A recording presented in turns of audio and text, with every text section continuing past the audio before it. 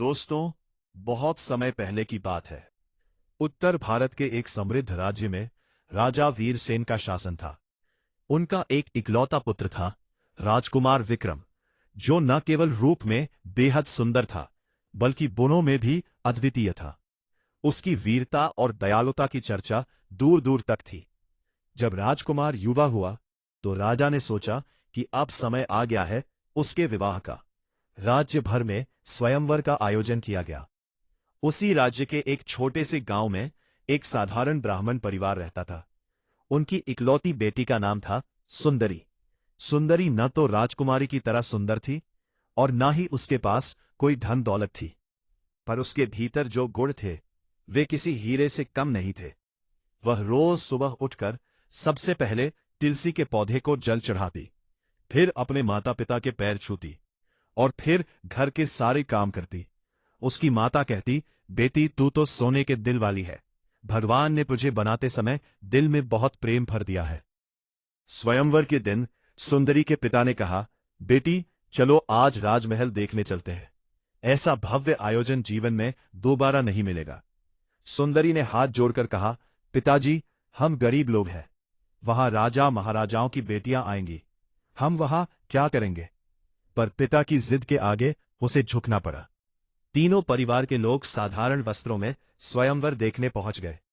दोस्तों, जब स्वयंवर शुरू हुआ तो एक से बढ़कर एक सुंदर राजकुमारी आई। सभी को उम्मीद थी कि राजकुमार विक्रम उन्हें ही वरमाला पहनाएगा, पर राजकुमार का मन किसी में नहीं लगा। वह एक एक राजकुमारी को देखता, पर उसे लगता कि कुछ कमी है। तभी उसकी नजर दूर कोने में खड़ी सुंदरी पर पड़ी। सुंदरी साधारण वस्त्रों में थी, पर उसके चेहरे पर एक अलग ही तेज था। उसकी आंखों में निर्मलता और भोलापन था। राजकुमार ने अपने मंत्री से पूछा, वह कौन है? मंत्री ने जवाब दिया, महाराज वह तो एक साधारण ब्राह्मण की बेटी है।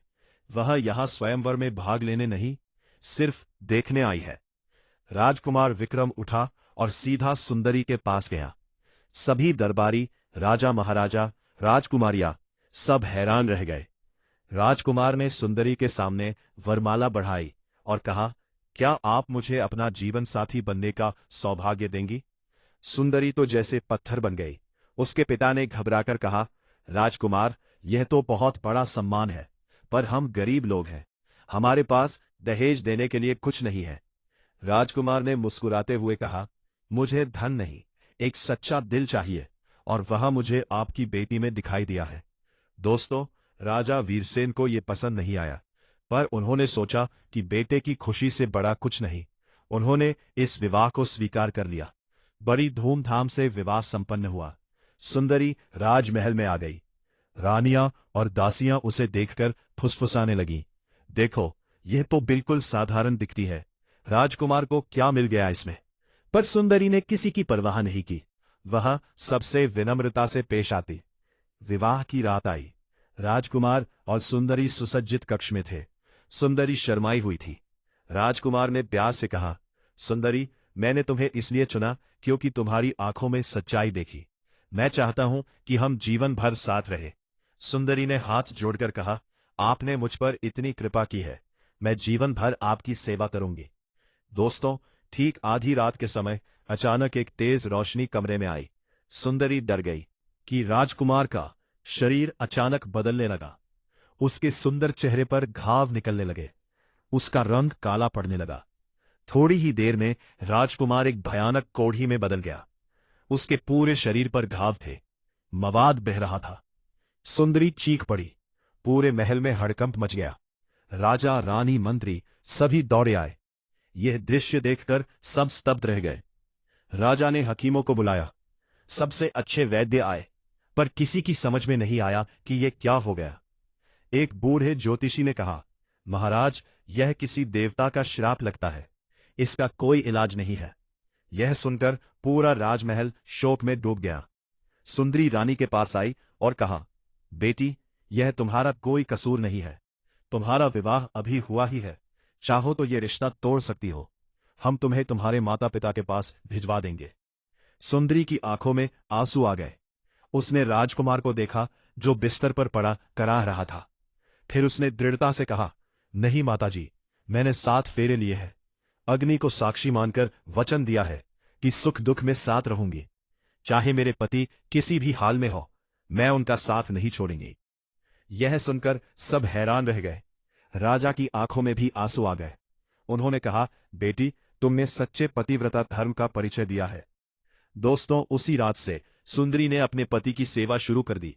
वह खुद उनके घावों को साफ करती, मरहम लगाती, उन्हें अपने हाथों से खाना खिलाती। राजकुमार के घावों से इतनी बदबू आती थी कि कोई दासी भी पास नहीं आती थी, पर सुंदरी बिना किसी शिकायत के सेवा करती रही। महल की रानियां और दासियां कहती, बेचारी, इसकी तो किस्मत ही फूटी है। पहले गरीबी, अब ये सजा। पर सुंदरी कभी नहीं रोई। एक दिन राजा ने सुंदरी को बुलाया और कहा, बेटी, मैं तुम्हारी सेवा से बहुत प्रभावित हूं, पर यह जीवन तुम्हारे लिए बहुत कठिन है।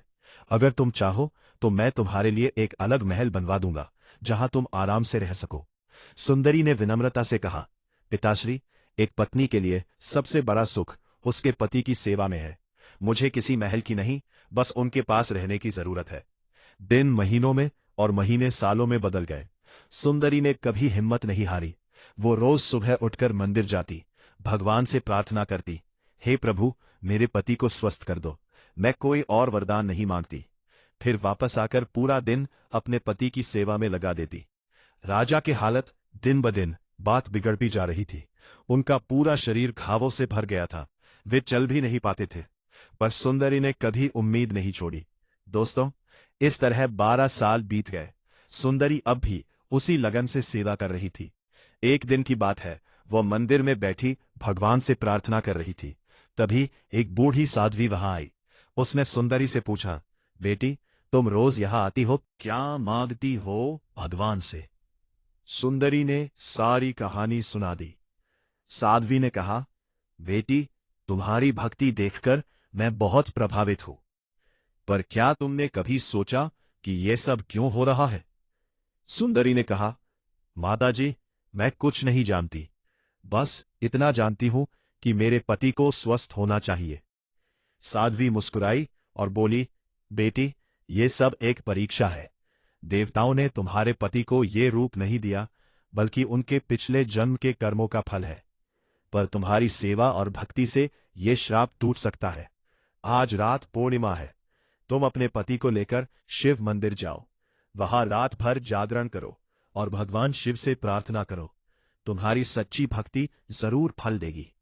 सुंदरी ने खुशी से कहा, माताजी, मैं जरूर जाऊंगी। जब वो घर लौटी तो उसने राजा से अनुमति मांगी। राजा ने कहा, बेटी, ये बहुत कठिन है। राजकुमार इतने कमजोर है, वे रात भर जागरण कैसे कर पाएंगे? सुंदरी ने दृढ़ता से कहा, पिताजी, मुझ पर विश्वास कीजिए, ये आखिरी उम्मीद है। उस रात सुंदरी ने राजकुमार को पालकी में बिठाया और शिव मंदिर की तरफ चल पड़ी। राजकुमार बहुत कमजोर थे, उन्हें बुखार भी था, पर सुंदरी ने हिम्मत नहीं हारी। मंदिर पहुंचकर उसने राजकुमार को शिवलिंग के सामने बिठाया। फिर पूरी रात उसने भजन गाए, आरती की, प्रार्थना की। उसकी आंखों से लगातार आंसू बह रहे थे। वो कह रही थी, हे भोलेनाथ, मैंने कभी कुछ नहीं मांगा, आज पहली बार मांग रही हूं। मेरे पति को स्वस्थ कर दो। अगर कोई पाप है तो मुझे सजा दो, उन्हें नहीं। दोस्तों, आधी रात के समय अचानक मंदिर में एक दिव्य प्रकाश फैल गया। एक आवाज गूंजी, बेटी सुंदरी, तुम्हारी सेवा, भक्ति और पतिव्रता धर्म को देखकर मैं बहुत प्रसन्न हूं। तुम्हारे पति को यह रूप किसी श्राप के कारण नहीं, बल्कि एक परीक्षा के लिए दिया गया था। हम देवता यह देखना चाहते थे कि क्या सच्चा प्रेम और भक्ति अभी भी धरती पर बची है या नहीं। तुमने साबित कर दिया कि सच्चा प्रेम कभी नहीं मरता। आज से तुम्हारा पति पूरी तरह स्वस्थ हो जाएगा। यह कहते ही एक तेज रोशनी राजकुमार को घेर गई। सुंदरी ने आंखें बंद कर ली। जब उसने आंखें खोली तो देखा कि राजकुमार विक्रम अपने असली रूप में खड़े थे। उनका शरीर पहले से भी ज्यादा तेजस्वी हो गया था। कोई घाव नहीं, कोई निशान नहीं, वे बिल्कुल स्वस्थ थे। सुंदरी यह देखकर रो पड़ी। राजकुमार ने उसे गले लगाया और कहा, सुंदरी, तुमने मुझे दोबारा जीवन दिया।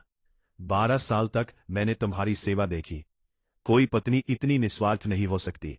मैं धन्य हूं कि मुझे तुम जैसी जीवन साथी मिली। दोनों खुशी खुशी महल लौट आए। जब राजा और रानी ने राजकुमार को स्वस्थ देखा तो उनकी खुशी का ठिकाना नहीं रहा। पूरे राज्य में जश्न मनाया गया। लोग कहने लगे, सुंदरी रानी की सेवा भक्ति ने चमत्कार कर दिया। अब कोई उसे साधारण नहीं कहता था, सब उसे देवी मानने लगे थे।